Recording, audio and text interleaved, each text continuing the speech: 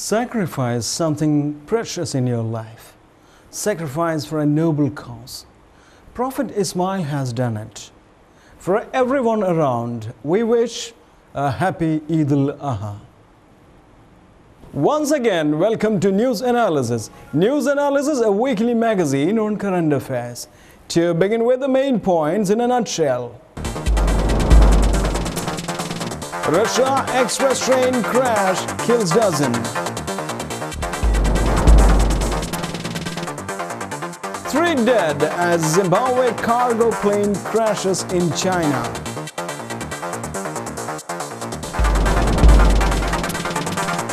UN chief urges leaders to seal deal on the climate change.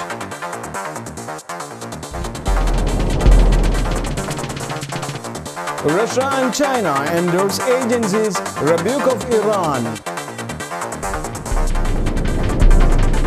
Afghans offer jobs to Taliban rank and file if they defect. Crowded ferry capsizes in southern Bangladesh. Now the news in detail. Russia express train crash kills dozens. Rescue workers are searching for survivors of a Russian express train crash who may be trapped in wreckage. The government says 25 people are known to have died in the derailment amid speculation that it may have been caused by a bomb blast. Earlier, one official reported that 39 people had died, but that has now been denied by the authorities. The train traveling from Moscow to St. Petersburg crashed on Friday night near Bologoye town in Tver region. About 90 people were injured as at least 3 carriages of the express train came off the tracks as travel on one of Russia's busiest rail roads. An investigation is underway into the cause of the crash. A small crater at the scene of the wreck has raised suspicions of a sabotage. Several versions are being considered. It must be just a pit someone dug out, or the crater was left by an explosive device. A law enforcement official was quoted by Itar-TASS news agency as saying. 3 dead as Zimbabwe cargo plane crashes in China. 3 crew members were killed when a Zimbabwe-registered cargo plane crashed and caught fire on takeoff at Shanghai's Pudong Airport. The plane left the runway and crashed into a storage building, sending thick black smoke billowing across the scene. State media reported the tail of the plane, which was en route to the capital of Kyrgyzstan, Bishkek, struck the ground during the takeoff. The 4 remaining crew members were taken to a hospital. One of them was reported to be seriously injured. Shanghai television reported that the tail of the plane had broken into 2 or 3 parts and the hundreds of firefighters were at the scene. White House gate crashes met President Barack Obama. A couple who gate-crashed a state dinner at the White House met President Barack Obama, his office has confirmed. A photo released by White House shows Virginia's socialite Michelle Salahi shake hands with Mr. Obama. The U.S. Secret Service has admitted that the proper procedures were not followed when Ms. Salahi and her husband were allowed into the event. The organization's director, Mark Sullivan, said it was deeply concerned and embarrassed at Tuesday's incident. An investigation found the couple should not have been allowed in, despite going through the screening. The couple, Tariq and Michelle Salahi, apparently say they were entitled to be at the event. Previously, another Secret Service spokesman, Jim Mackin, said charges could be brought against them. The couple, who were not on the guest list, went through the security checkpoints at the dinner hosted by President Barack Obama. They later posted photos of themselves on Facebook. UN chief urges leaders to seal deal on climate change. The United Nations chief has urged world leaders to seal deal on climate change when they meet in Copenhagen next month. Secretary General Ban Ki-moon said he believed an agreement was in sight, with recent moves by some countries a positive step to cutting emissions.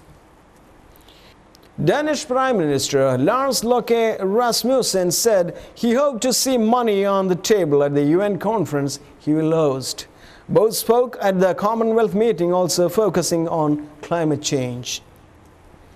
The Copenhagen summit from 7th to 18th December will see more than 85 national leaders gathered to discuss climate change. Our common goal is to achieve a firm foundation for a legally binding climate treaty as early as possible in 2010. Mr. Ban told the Commonwealth leaders at the summit in Trinidad and Tobago, where he was a guest. Australia carbon emissions low hit by opposition revolt. The Australian government's plan to enact a law for emissions trading scheme have been thrown into chaos. A revolt within the opposition Liberal Party means a key deadline for the Senate to pass the legislation has been missed. Liberal leader Malcolm Turnbull had agreed with Prime Minister Kevin Rudd to pass the scheme in the Senate, where the government is in a minority. Russia and China endorse agency's rebuke of Iran. Washington, the United Nations nuclear watchdog, demanded Friday that Iran immediately freeze operations at once secret uranium enrichment plan, a sharp rebuke that bore added weight because it was endorsed by Russia and China. The governing body of the watchdog, the International Atomic Energy Agency (IAEA), meeting in Vienna also expressed serious concern about the potential military aspects of Iran's nuclear program. Administration officials held up the statement as a victory for President Obama's diplomatic efforts to coax both Russia and China to increase the pressure on Iran. They said they had begun working on a sanctions package which would be brought before the United Nations Security Council if Iran did not meet the year-end deadline imposed by Mr. Obama to make progress on the issue. Afghans offer jobs to Taliban rank and file if they defect. Jalalabad, Afghanistan, the American-backed campaign to persuade legions of Taliban gunmen to stop fighting got underway here recently in an ornate palace filled with Afghan tribal leaders and one very large former warlord leading to the way. Okay, I want you guys to go out there and persuade the Taliban to sit down and talk. Gulak Hasirasi, the governor of Jalalabad, told a news group of 25 tribal leaders from far eastern provinces. In a previous incarnation, Mr. Shirazi was the American-picked governor of the Kandahar province after the Taliban fell in 2001. Do whatever you have to do, the rotund Mr. Shirazi told the assembled elders. I'll back you up. After about 2 hours of talking, Mr. Shizai and the tribal elders left for their respective provinces and promised to start turning the enemy. The meeting is part of a battlefield push to lure local fighters and commanders away from the Taliban by offering them jobs in the development projects that Afghan tribal leaders helped select, paid by the American military and the Afghan government. In New York, a parking gift on a holiday.